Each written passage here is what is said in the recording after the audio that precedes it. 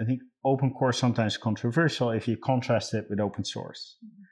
For some people, they would like everything to be open source. And that makes sense. For some programs, everything is open source. And if you take an existing open core project and everything would be free, that might be detrimental for the company that produces it, but it might be good for the world at that moment. Now, it would also probably prevent a company from investing in it further, and that might be bad, but more free software, the better for the world.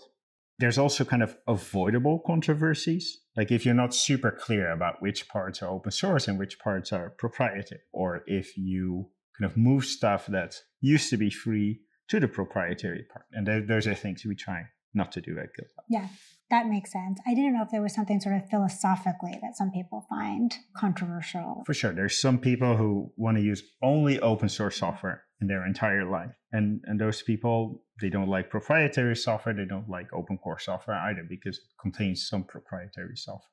But that does limit it from evolving too, right? I mean, you're able to serve more people by doing open core. You're able to grow companies.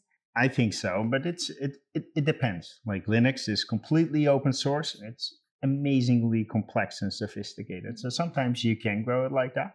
There's also a lot of open source projects that kind of collapse on their own weight because no one has time to deal with all the issues and all the maintenance. So I believe GitLab is much more feature rich today because we build a company around it and it contains proprietary software.